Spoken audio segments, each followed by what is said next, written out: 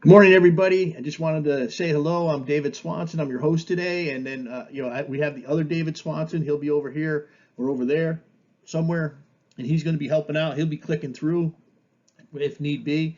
And at the end, you can ask him a bunch of questions. I won't be able to answer your questions. Obviously, I'm a recording, but let's get right to it. Today, we're going to talk about what's driving interest rates and what about inventory? Is inventory all of a sudden going to get real robust and we're going to have a big housing bubble possibly?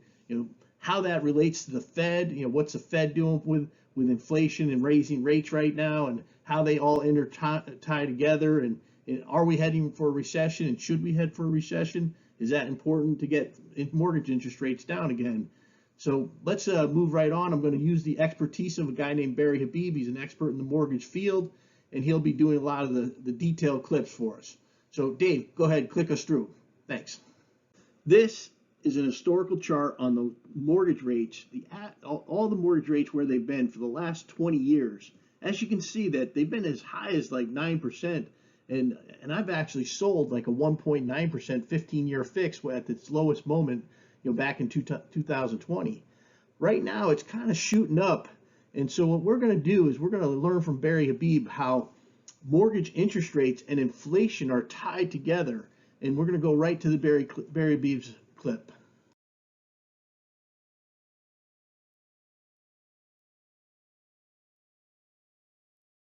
And here it is.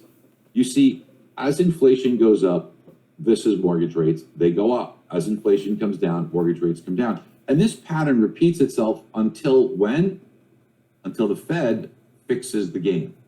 So when the Fed buys mortgage bonds to the extent that they fix the price of mortgage rates to around 3% yield curve control that they used, even though inflation was going up, mortgage rates didn't move. And that's because during this period, the Fed was buying enough to keep mortgage rates at that level of 3%. Now, they should have let it ride and we wouldn't have this mess. But what they really should have done was try to tame inflation here as it started to rocket higher. They started to tame inflation here because this whole move, the Fed thought it was what? Transitory. And we know the Fed was completely wrong. But if you even look at the way that this works here, right?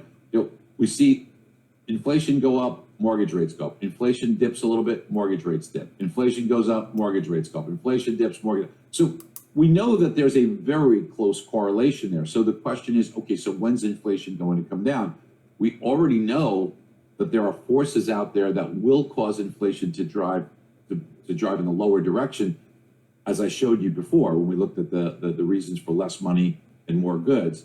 But Barry just did a great job, and he showed us how tracking, inflation and mortgage rates kind of really follow each other, and it's really tied to inflation where our mortgage rates go.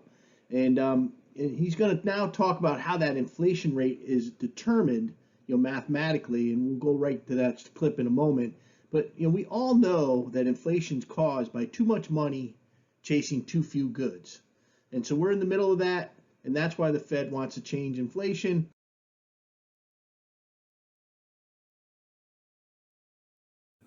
But how do we get that core rate? You take individual monthly readings, you add them up, you account for a little bit of rounding and a little bit of compounding, and you get 6.3%. So why did the market have such a horrible month of September? Because in early September, we got the inflation reading for August of 2022. When we got August of 2022, it replaced August of 2021. Notice how low the reading was for August of 2021, which is why we said there's going to be heartburn. Right. You take 0.2, replace it with 0.6, the year-over-year rating went from 5.9% to 6.3%, and the bond market said, oh my gosh. And that's when in the mortgage rate environment went haywire. Now, we have one more month to get through. In a short period of time, Rye, we're going to get the number in less than 2 weeks for September of 2022. That's going to replace this reading for September 21. I have it rounded to 0.3, but it's really like 0.26%. So it's a very low bar. Now, I don't know what the reading for September 22 comes in at. It could actually cause this to come down and the bond market will like it. But just like August, it's such a low reading that we could see a push higher more likely than a push lower. You see the July reading, it was 3/10, it matched 3/10. So we didn't get much of a change there. It was okay. But it was the August reading that bumped up that caused this problem. If a similar thing happens, we could go through a tough time for the month of October when we get that reading for September. Now, we don't know, so it could be something that's friendlier, but the chances are more likely that it's less friendly. So when's the good news happen? And to answer your question a long way, because we have to understand it, it should begin when we get the October readings for sure. Now, we're going to get this early November, but look at these high inflationary readings that we see in late 2021 and early in 2022 through the first half. They're all pretty high, which means if we get more normalized readings of inflation, especially with recession happening, that's deflationary. The hikes in the Fed funds rate, more savings, slower business, you're going to see inflation readings that will be lower. And that will cause the year over year reading of inflation to come down. So what this will do for us is it will cause us to be in a position where we should see inflation come down, down, down, down, down, and mortgage rates, like they always do, will follow suit. So how long and how much? I thought Barry did a great job. You did too. Okay. Hey, this is pretty straightforward. So the 12-month average is 12 months of inflation. And so October of last year is about to drop off. And then October of this year will be put into the average. So what's been happening, obviously, is inflation has been growing all year. And so hopefully this October, the inflation is a little bit lower than September's inflation figure last month. So then the average will start to dip down. And when the average starts to dip down in inflation, that means inflation has turned the corner. Inflation goes down. Hey, mortgage rates will go down. Great news. Okay, click. Almost done. In this next clip, Barry's going to talk about whether we're going to go into a housing bubble or not and how we get there from here. Take a look at inventory. Right now, we've got 1.28 million units in existing home inventory. This is what it was during the bubble. So it's a third of bubble-like conditions. So I don't want people to get worried, but people look Great at this. perspective, by the way, Barry. I like that. People look at this and they say, look, what happened in April? April to July. Holy cow. Look at the build in inventory that we're seeing here. It's like, oh my goodness, this is a lot of inventory skyrocketing on the market, right? Well, Ryan, if you look just at this chart, the reason why I say it's misleading is because it doesn't give you the benefit of perspective. So this encompasses a 1-year period. What if I showed you 10 years, Ryan?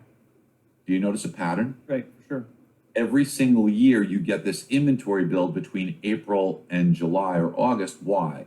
Because parents want their kids to get in school at the beginning of the school year, because joining in the middle of the school year, it's a harder adjustment for them. Kids can be tough. They've already formed friendships. So in order to do that, I've got to move into my new home June, July, or August, which means I had to have put my home up for sale when? April, May, June, July.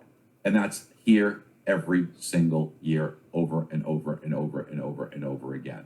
So we see this normal cycle. So what you're seeing in inventory is absolutely normal. And you could already see it cresting. And I anticipate that same cresting in inventory will happen just like it happens every single year. So this phenomenon is something that might cause inventory to build a little bit, but not crazy. In the inventory numbers, what's also, there's 1.28 million units in existing inventory. And you take a look at, what is off the market because it's under contract, that's included in here, believe it or not.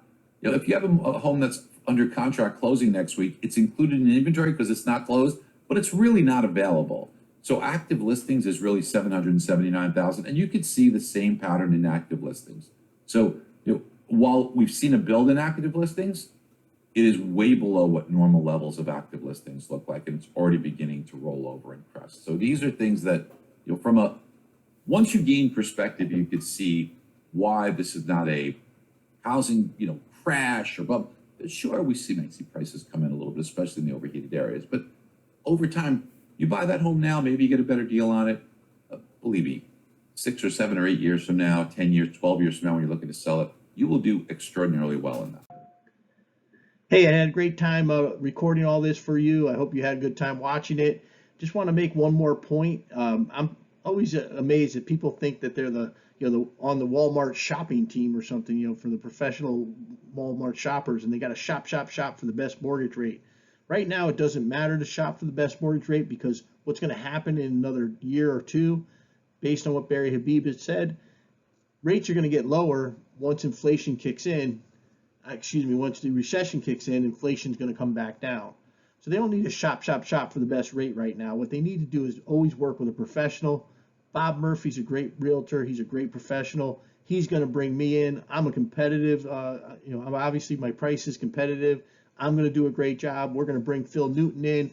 Phil Newton has competitive pricing, and we're going to bring Jim Mealy in, and he's competitive as well. And we're all going to become a great referral source for you, your clients. So thank you very much for listening, and have a great day.